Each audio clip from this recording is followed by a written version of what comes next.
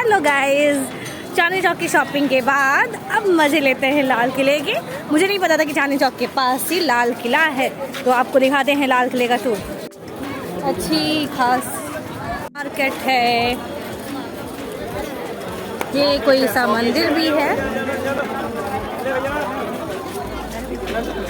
ये कितना अच्छा यार, ये कितने का?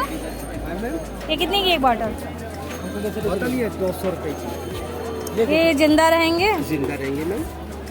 इतनी छोटी बोतल में ये बेचारे जिंदा रहेंगे। लाल किले के बारे में भी आपको हिस्ट्री बताऊंगी, बहुत लोग को नहीं पता है, घूम लेते हैं, घूम घाम के आ जाते हैं, बट इसकी भी हिस्ट्री हम आपको बताएंगे। लाल किले तक पहुंचते पहुंचते मैंने बहुत सारी शॉपिंग कर ली।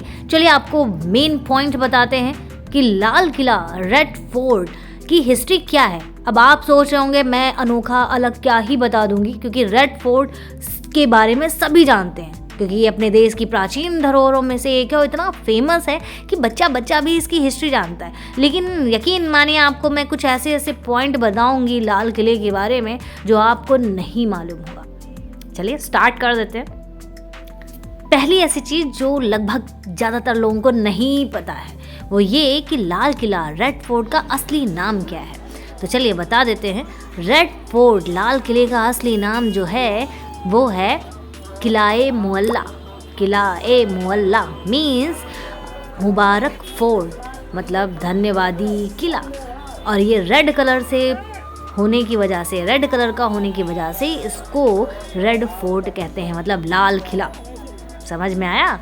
तो मुझे लगता है ये नाम लाल किले का पहले किसी ने नहीं सुना होगा। चलिए, और ये तो आप सभी लोग जानते हैं कि इसे शाहजहां ने बनवाया था 12 मई 1639 में। तो उस लिहाज से लाल किले रेड फोर्ट की जो आज 2023 में उम्र एज हो जाती है 384, है ना? कैलकुलेट आप करते रहिएगा। 384 साल पूरे हो जाते हैं 2023 में इस लाल किले की। लाल किले में अगर आप बाहर से फ़ोटो वीडियोस क्लिक करवाते हैं, बाहर से अगर आप घूमते हैं तो इसमें फ्री है, आपको कोई टिकट नहीं पड़ेगा। लेकिन अगर आपको लाल किले के अंदर एंट्री करनी है तो अगर आप भारतीय हैं, इंडियन हैं, तो एल्डर्स का पड़ता है 50 रुपये और छोटे बच्चों का पड़ता है 20 रुपये। और फॉरेन कंट्रीज़ के टूरिस्ट हैं तो आपका पड़ता है एल्डर का 550 और छोटे बच्चों का 300 रुपये। इसमें चेंजेस भी हो सकता है।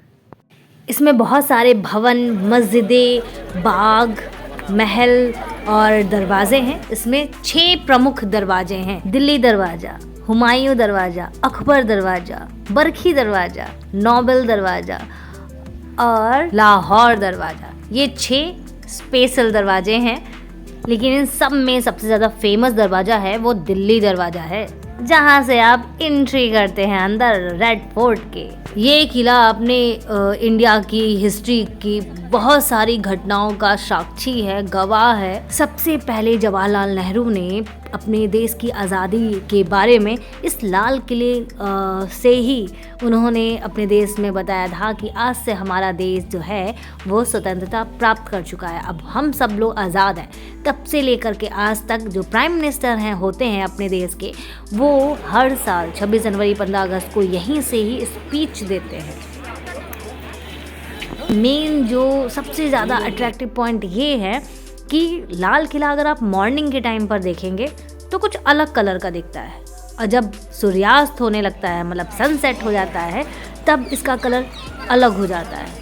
और जब अपना नेशनल फेस्टिवल आता है, मतलब 15 अगस्त, 26 जनवरी, 2 अक्टूबर, ऐसे ही बहुत सारे जो नेशनल फेस्टिवल अपने आते हैं, मेन फेस्टिवल मीन्स 26 जनवरी और 15 अगस्त, इसमें इसकी इतने जो दीवारें हैं इसको इतना खूबसूरती से सजाया जाता है, इसकी रंगाई पुताई करके इसको इतना चमकदार बना दिया जाता है कि इसकी खूबसूरती इन दिनों कुछ अलग ही लगती है, जो आप लोगों ने भी देखी होगी।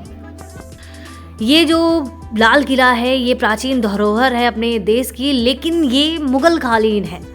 इसका निर्माण आप सभी जानते हैं शाहजहां ने करवाया था और इसको भेंट के स्वरूप दिया था, गिफ्ट के जो तौर पे दिया था अपने बेटे दारा शिकोह को। क्यों दिया था? क्योंकि वो शाहजहां का उत्तराधिकारी था। उनके बाद उसी ने ही राजगद्दी संभाली थी। मैं ज़्यादा इतिहास के अंदर नहीं घुसूंगी। मुगलों का एक टाइम था जो अपने पूरे देश पे कब्जा था, शासन था, लेकिन बाकी सब चीज़ों को छोड़ दें, कुछ चीज़ें अगर कहें तो उन्होंने इमारतें और बहुत सारी चीज़ें ऐसे निर्माण करवाई हैं, वो बस मैं उनकी तारीफ़ करूँगी कि उन्होंने बहुत खूबसूरत बनवाई हैं। मैं उसमें भी ज़्यादा डीप नहीं जाऊँगी क्योंकि उसमें भी बहुत सारे अपवाद हैं।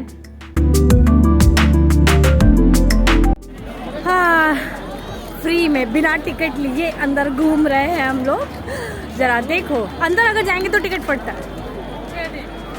कुछ भी हो, अब ये मुग़ल कालीन इमारतें जो हैं वो हमारे भारतीय धरोहर हैं और इन धरोहरों की जिम्मेदारी भी हम भारतीय नागरिकों की भी है। भारतीय सरकार के साथ साथ हम इतना कर सकते हैं, बहुत ज़्यादा नहीं तो, कि ना कूड़ा फैलाएं ना फैलने दें, ना आसपास थूकें ना थूकने दें, क्योंकि जो ये टूरिस्ट आते हैं ना फॉरेन कंट्रीज़ के, ये इन प्राचीन भारतीय स्मारकों धरोहरों को देखने के साथ साथ आसपास फैली गंदगी को भी नोटिस करते हैं।